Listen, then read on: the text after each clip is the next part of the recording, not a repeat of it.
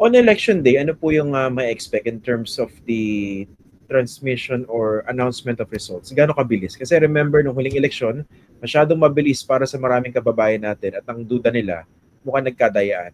Dito ba sa Lunes, mas mabilis po? Baka po kasi mas mabilis, Sir Christian, sana po mag-ikagugulat ng mga kababayan natin sapagkat noong 2022, 3G ang technology ng mga telco po natin.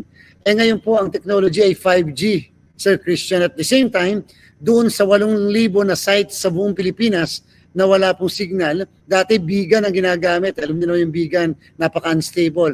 Ngayon po Starlink ang gagamitin natin doon sa mga lugar na wala pong signal, and therefore asahan po natin na sadyang lubhang mas pabilis po ang magiging transmission. Katulad po halimbawa nung nag-mock election tayo, ang inyo pong lingkod ay nasa Patikul, Sulu, sa isa sa mga site kung saan ginawa ang ating pong mock election. Alam niyo po, Sir Christian, in just a matter of 5 seconds, nakapag-transmit po kami sa server ng PPCRB, ng majority party, minority party, ng NAMFREL, kasama na ang media server, sa central server at saka sa backup server. Ganun po kabilis, pinakamabilis na nakapag-transmit ang Patikul, Sulu.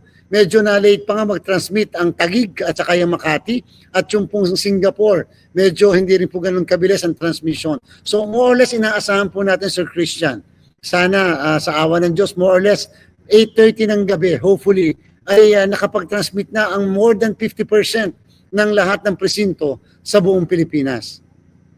So most likely, kailan malalaman po yung resulta sa senatorial election? Alam niyo po, sa gabi pa lang po ng araw ng eleksyon ay malalaman po natin sapagkat yung 94,000 na precincts ay maaari makapag-transmit na ng gabing yon. Kasi remember po, transmission lang naman ang hinihintay eh.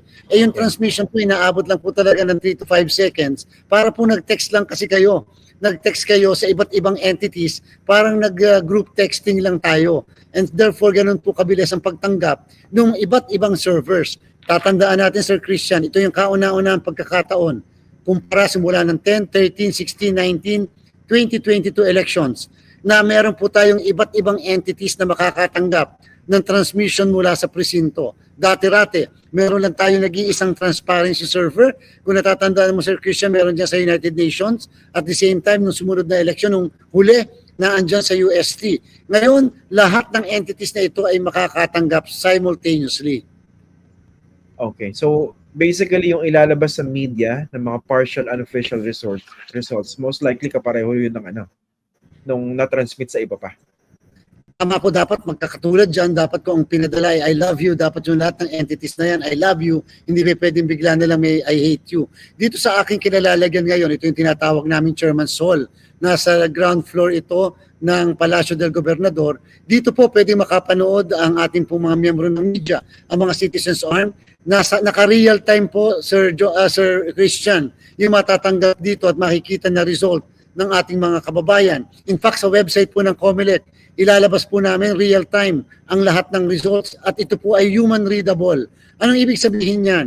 Kahit paano po, kung yung ibang entities katulad ng NAMFREL, PPCRB ay machine readable, dito po makikita na yung human readable results at dito po sa operation center namin na ito, makikita na rin kung ano yung mga presinto ang nakapag-transmit na, mamomonitor namin, at ano yung mga presinto ang hindi pa nakapag-transmit, upang kahit paano pwede namin ma-verify anong status, bakit hindi pa nakakapag-transmit, bakit 20 minutes na hindi pa nakakapag-transmit. Maaari kasi may mga bumoboto pa, kahit na lampas na ng alas 7, dahil tatandaan po natin, Sir Christian, na pag kami nakapila pa, 30 metro ang layo, sa mismong presinto ay pabobotohin pa po. Meron pa po tayo isa sa mga importanteng features ng ating pong transmission. Sir Christian, hindi po in-unbundle po natin ang transmission. Hindi siya kasama doon sa napanalunan na kung sino man yung nanalo sa machine. Ito po ay separate entity para may check and balance. Napaka-importante po niyan. Para kahit paano, hindi isa lang ang may control ng makina at saka yung mismong transmission. Magkakaiba po ang mga entities na yan. At the same time, Sir Christian, ang mismong presinto, ang makina sa presinto ay hindi pwedeng mag-transmit ng hindi pa alas 7 ng gabi. At yung mismong consolidation system sa bayan, kasama yung iba't ibang entities, yung mga servers nila, ay hindi pwedeng tumanggap ng result sa kahit na anong presinto nang wala ring alas 7 ng gabi. Yan ay para maiwasan yung mga akusasyon dati na alas 3 pa lang daw ay nakakatanggap na ng transmission mula sa iba't ibang presinto, ang iba't ibang server o ang ating pong consolidation system sa bayan o sa syudad. Sir, yung sinasabi nyo hindi pwede mag-transmit before 7 p.m., ano yan? Dahil merong restrictions when it comes to the technology or dahil pinagbabawal lang? Ibig sabihin, pwedeng gawin ba yan ng mga tao?